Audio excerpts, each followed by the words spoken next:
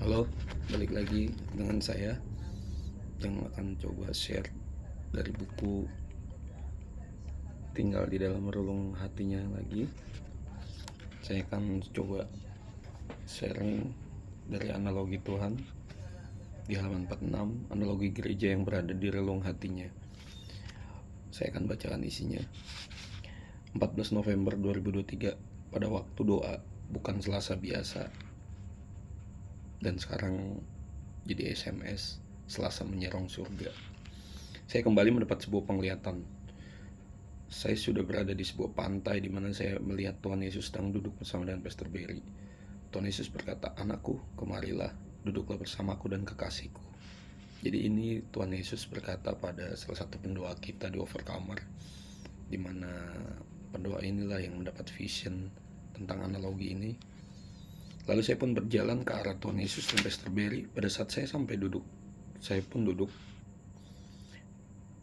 Tuhan Yesus merangkul Pastor Berry dan berkata, "Kekasihku, aku hendak membagikan isi hatiku kepadamu." Banyak gereja-gereja yang merindukan untuk tinggal di relung hatiku, tapi mengapa hanya Overcomer yang ada di relung hatiku? Ini adalah rahasia hatinya Tuhan, bahwa Tuhan sendiri berkata, banyak gereja yang ingin ada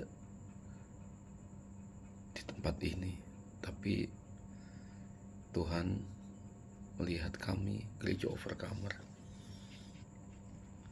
yang Ia pilih sungguh-sungguh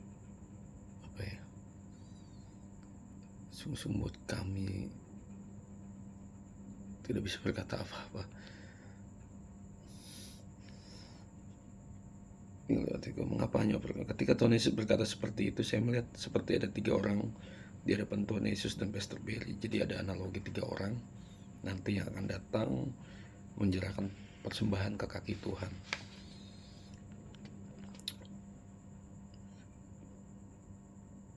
Saya melihat 3 orang tersebut memiliki pakaian dan jubah yang indah, bentuknya berbeda-beda.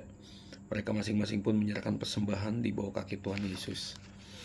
Lalu saya melihat orang pertama maju ke kaki Tuhan Yesus, lalu memberikan Tuhan Yesus sebuah persembahan berisi jubah-jubah maha indah. Orang pertama ini berkata, "Tuhan Yesus, biarlah aku dan gerejaku memasuki relung hatimu, sebab gerejaku penuh dengan kuasa keilahian. Jika kami memasuki relung hatimu, bukankah lebih banyak lagi kuasa ilahi yang akan engkau menyatakan di tengah-tengah kami?" Itu doa dan kerinduan permintaan dari orang pertama. Lalu kita lihat apa respon Tuhan. Lalu Tuhan Yesus hanya melihat saja dan berkata, "Hambaku, untuk apa kau tinggal di relung hatiku?" Tuhan Yesus bertanya, "Engkau sudah mendapatkan kuasa ilahi di tengah gerejamu. Apakah ada tempat bagi hatiku di gerejamu?" Tuhan bertanya. "Sesungguhnya kalian sudah dipenuhi dengan agenda pribadi kalian, bukan agendaku. Bagaimana jika harga untuk masuk ke relung hatiku adalah kalian masuk ke dalam jalan hamba?" Lalu muka orang pertama itu berubah dan pergi meninggalkan Tuhan. Saya lanjutkan. Lalu saya melihat orang kedua maju ke kaki Tuhan Yesus, lalu memberikan Tuhan Yesus sebuah persembahan berisi emas-emas yang indah. Orang kedua berkata, "Tuhan Yesus, biarlah aku dan gerejaku memasuki relung hatimu. Gerejaku dipenuhi dengan berkat dan kelimpahan. Jika ditambah hatimu, maka akan banyak orang akan mengalami berkat dan kelimpahan. Bahkan lewat berkat kami bisa untuk memberitakan hatimu." Ini keinginan orang yang kedua ketika datang ke Tuhan Yesus. Dan Tuhan Yesus meresponi dengan berkata, Tuhan cuma melihat aja dan berkata, "Hambaku, apakah masih ada ruang untuk hatiku? Aku menyelidiki hatimu dan gerejamu. Aku tidak bisa memberikan hatiku di tengah gereja yang mendua hatinya dengan mamon. Ketahuilah, aku tidak membutuhkan berkat dan kelimpahanmu untuk memberitakan hatiku. Bagaimana jika harga untuk masuk ke relung hatiku adalah engkau kehilangan seluruh berkat dan kelimpahanmu?" Mendengar ini, respon orang kedua langsung mukanya berubah dan meninggalkan Tuhan Yesus. Lalu saya melihat orang ketiga maju ke kaki Tuhan Yesus, lalu memberikan Tuhan Yesus sebuah persembahan berisi gulungan-gulungan. Orang ketiga berkata, "Tuhan Yesus, biarlah aku dan gerejaku memasuki relung hatimu, sebab gerejaku penuh dengan pernyataan mukjizatmu." Sungguh jika kami masuk ke relung hati-Mu, akan banyak mukjizat yang Engkau semakin nyatakan di tengah-tengah kami. Hal itu sangat baik Tuhan. Lalu Tuhan Yesus hanya melihat saja dan berkata, hambaku lebih besar mana hatiku atau mukjizatku. Sesungguhnya engkau tidak siap kehilangan mukjizatku karena engkau terlalu bergantung dengan karunia-karunia ilahi. Bukan itu tidak baik jika hatimu condong ke hal-hal tersebut. Ketahuilah itu sangat berbahaya. Bagaimana jika harga yang masuk ke dalam relung hatiku adalah tidak ada lagi mukjizat apa-apa di gerejamu. Mendengar hal itu, saya melihat orang ketiga itu dan wajahnya berubah meninggalkan Tuhan Yesus. Jadi 3 orang sudah datang ke kaki Tuhan, dan setiap dia mengungkapkan semua kerinduannya, tetapi apa yang Tuhan lihat semuanya punya agenda lain, dan Tuhan cuma bertanya balik, karena Tuhan tahu apa yang mereka cari bukan hatinya, tapi di luar itu semua.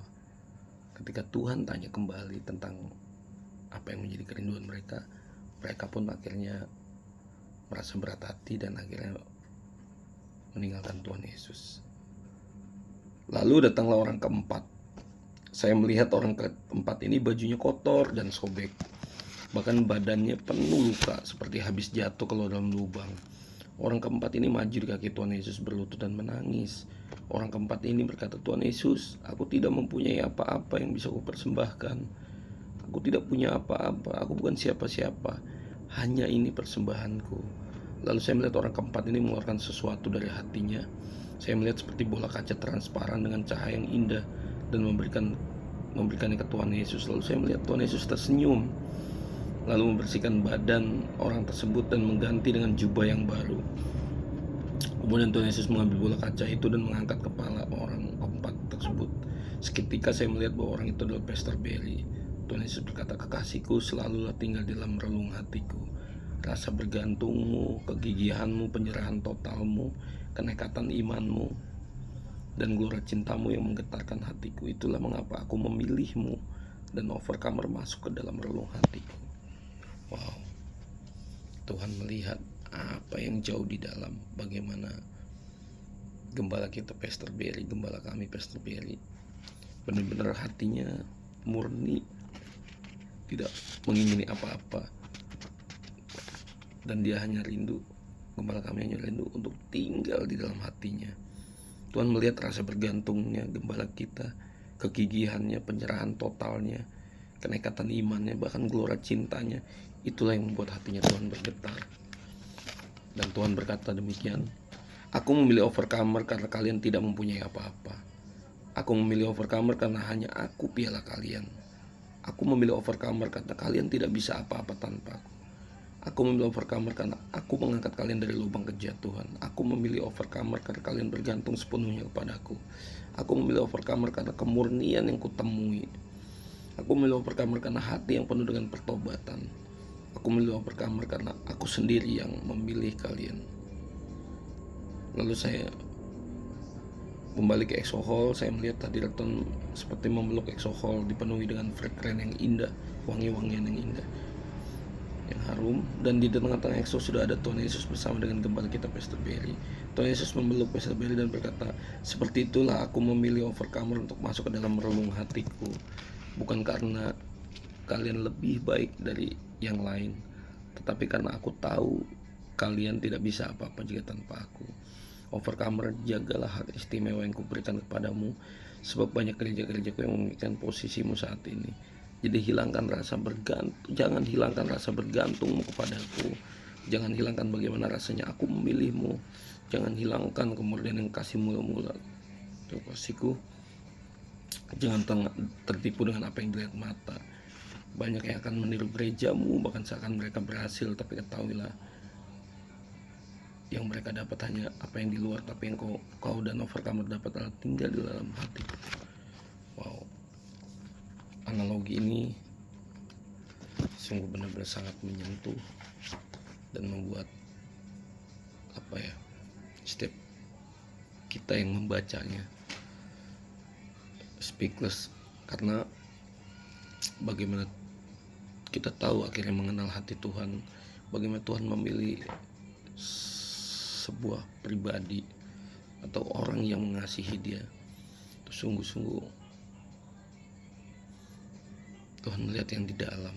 Dan kita belajar dari gembala kita, Pastor Berry, bagaimana ia membangun hubungan dengan Tuhan selama 20 tahun. Apa yang sudah gembala kita bangun itu membuat sampai kita ikut merasakan sekarang bagaimana Tuhan menyatakan isi hatinya di tengah-tengah kita. Jadi buat kita ini adalah sesuatu yang mahal, yang benar-benar harus kita jaga, yang benar-benar harus kita pegang. Karena Tuhan sendiri bilang banyak di luar yang menginginkan seperti overcomer, tapi mereka hanya merasakan yang di luarnya saja. So, buku yang saya baca hari ini analogi tentang gereja yang berada di relung hatinya sungguh-sungguh membuat kita untuk terus mencari hati Tuhan, mengejar hati Tuhan. Kita terus memiliki kesamaan seperti gembala kita dalam kegigihannya, gelora cintanya mencari Tuhan. Dan biarlah kita semakin hari semakin terus dibentuk sama Tuhan untuk membawa hati kita di dalam kemurnian dalam mencari hatinya. Demikian sharing saya.